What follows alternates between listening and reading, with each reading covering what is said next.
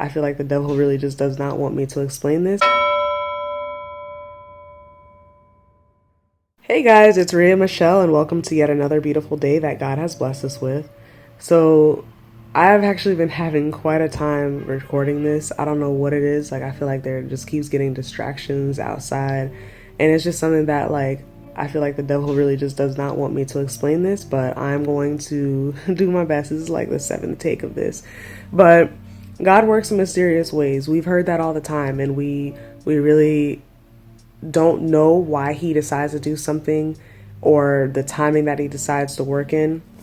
But I did want to explain to you that God is not the type of God who's going to tease us with blessings.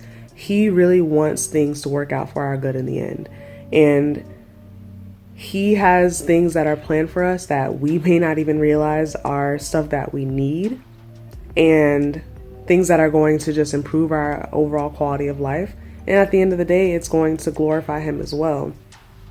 Whenever you think of certain blessings where you have to make a sacrifice and it's something that is actually, decreasing the quality of your life, and I mean like a sacrifice like selling your soul, for example, then you may think on the surface with certain things like that, and we see it all the time in the entertainment industry. You may think on the surface that, all right, these people are getting all these riches. Their bank accounts are fat. They got the nicest cars, the nicest places of residence. They're able to go on these lavish vacations and do all these things that are flashy and all that type of stuff, wear the nicest clothes and everything. But at the end of the day, all of those are material things. What do you have to show for in your spiritual life? How is your quality of life when you take all those things away? Are you still happy?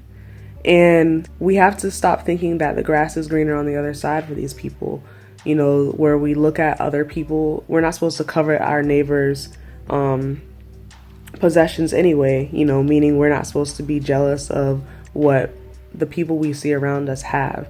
We never know what they went through to get those things in their life. We don't know what type of sacrifices, whether it was, a spiritual thing that they have with God, or if they went through like a really rough time in their life and God is saying, you've had this long suffering. I'm going to make sure that things are better for you at the end of your days.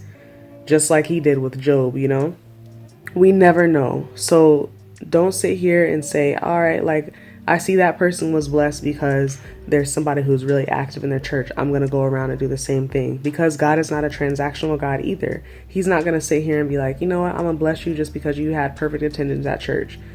He wants more of a relationship from you. So if he can build his relationship with you and you can learn to trust him even more with all the things that he's doing in your life, then that's when you're going to see a lot of things working differently. For example, say you're really trusting God to provide you with a really good job. That actually happened with me, and this is going to be a little bit of a testimony. I had gone through quite a bit of different careers, just trying to figure out, like, what do I want to do in my life? What is something that is going to blend all the types of things that I enjoy, but also give me a good work-life balance? That was really important to me, a good work-life balance. Something where I could educate people, something definitely involved in healthcare, something that would challenge me on a daily basis, and something that I wouldn't get bored in. I didn't know what that was going to be, but my choice and God's choice were completely different. And I'm so glad that I went with God's choice and just said, you know what, I'm going to loosen the reins on this and I'm going to let you handle it, because he ended up blessing me beyond measure with the career that I'm in. I'm so happy that I can make a difference in people's lives, educate them. I'm definitely challenged on a daily basis, and I know I'm not going to get bored, because this career in nursing is so broad that I have so many different things that I can get into.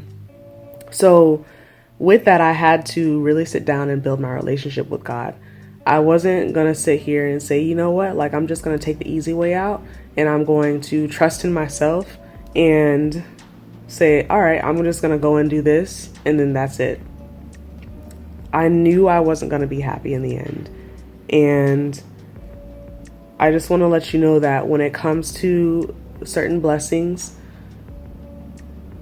God, like I said, does not tease us with those blessings. He's a let's get it done. We're going to do this. I'm all in for you. I'm not going to say, you know what, like I'm not going to promise you something and then because you made me upset about something or because you didn't do something that, I asked you to do, I'm going to just take it away. No, he's all in. He's going to say, all right, like I already promised you this, just like he promised Israel. I already promised you with these blessings. So you are going to get it regardless of what you do.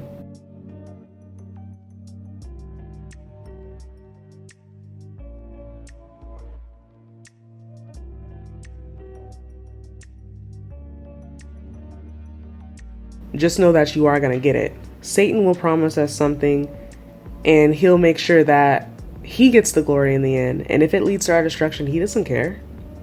He's going to sit here and laugh at us as we fall down this pit and get the thing that we wanted on the way down. But we still going to be down in the pit, broken and in shambles.